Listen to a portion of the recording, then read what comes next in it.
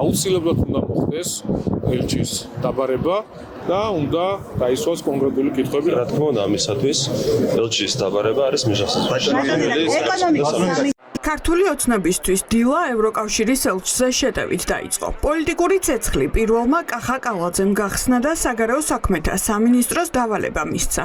დიპლომატი ახსნა განმარტებებისთვის გამოიძახონ. ახლა თუ ვინმეს გონია და სურვილი აქვს რომ თავში წამოგვარტყას და რაღაცა თავისი ხუშტურებზე იმოქმედოს და იცხოვროს ქართულმა ხალხმა და ჩვენმა სახელმწიფომ ასე იმოქმედოს, ეს ვერ იქნება. ჩვენ გვჭირდება მეგობრები, გვჭირდება პარტნიორები და არა ბატონები და რაღაც თითის მგნეველები.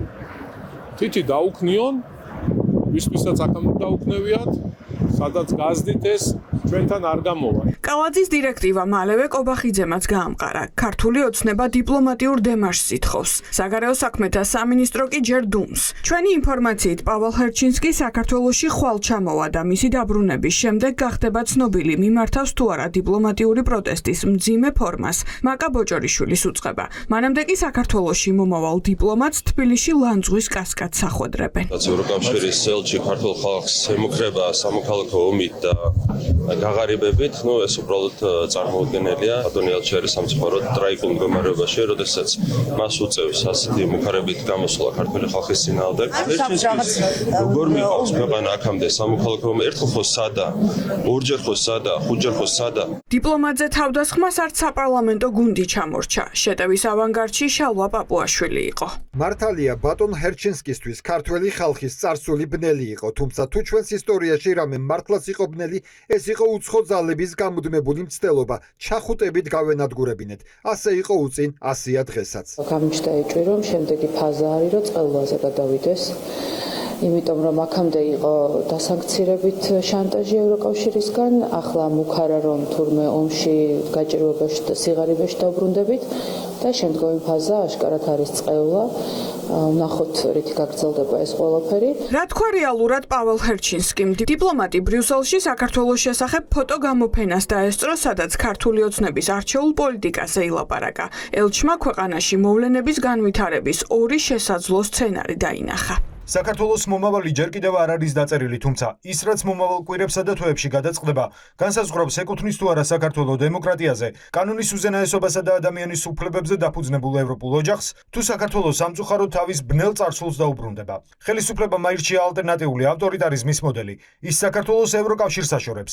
ჩვენ არ შეგვიძლია დაუშვათ, რომ საქართველოს და საოცარი თბილი, სტუმართმოყვარე ქართველი ხალხი დაბრუნდეს ძალადობის, სამოქალაქო ომის, სიღარიბის, გაჭირვებისა და კორუფციის ბნელ დროში. ეს არ არის ის მომავალი, რომელსაც ისინი იმსახურებენ. ჩვენ ევროკავშირი მზადვართ მათ დასახმარებლად და მხარდასაჭერად. ამ განცხადებაში ქართულმა ოცნებამ მუქარა ამოიკითხა, თუმცა ასეთად არ აღვქვიათ მაგალითად ირანის ელჩის პოსტი, სადაც დაწერა, რომ ვინც ტრამპს მხარი აუბა, ფასის გადახდა მოუწევს. სეიედ ალი მოჯანი არც დემარშისთვის დაუბარებიათ, ის საგარეოში საკუთარი ინიციატივით მივიდა. და ნაცვლად ევროპული კავშირის ელჩისა და ევროკავშირის სხვადასხვა ელჩის დაბარებისა იმისი შნო ეყოს, რომ დაიბაროს ირანის ელჩი, რომელიც გვემუქრებოდა ძალიან საშიში ენით და დაიბაროს უნგრეთის ელჩი და მას გამოკითხოს რუსეთის ჯაშუში შემუშავებდა უნგრულ დიპლომატიურ სამსახურში.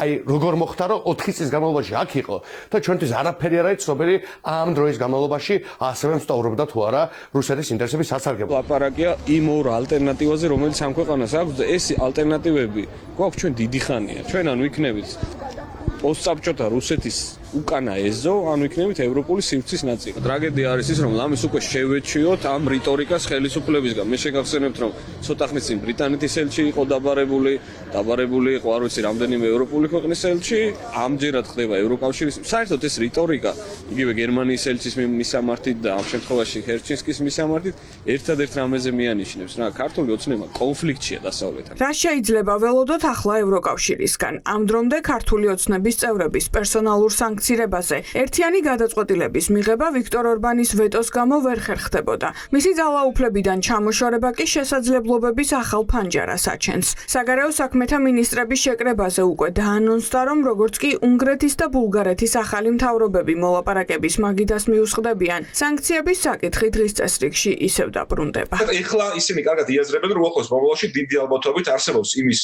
მაღალი შანსი, იმის დიდი ალბათობა, რომ რეალურად მოხდეს სანქციების დღის წესრიგში დაყენება, სანქციები, რომლებიც ეხება ქართული ოცნების წარმომადგენლებს, პოლიტიკურ პარტია ქართულ ოცნებას და კიდევ ერთხელ აქ უნდა მოხდეს ისინი ცდილობენ რაღაცა ფორმით ეს დაუკავშირონ საქართველოს, თითქოს საქართველოს წინააღმდეგ აწესებს ევროკავშირის სანქციებს. ეს ასე არ არის, ჩვენ ყოველთვის უნდა კარგად გვესმოდეს, რომ რეალურად ევროკავშირი ასანქცირებს მხოლოდ და მხოლოდ ამ რეჟიმის წარმომადგენლებს. ევროპაში უკანასკნელი მოკავშირის დაკარგვა, რომ ქართული ოცნებისთვისაც მძიმე დარტყმა ეს დღეს ირაკლი კობახიძესაც არ დაუმალავს. ჩვენ იმედი გვაქვს, რომ ჩვენ ხალხს, ქართულ ხალხს და ჩვენს ქვეყანას მომავალშიც გამოუჩნდება ლობისტები, ძლიერი ლობისტები ევროკომისიაში, ევროკავშირში.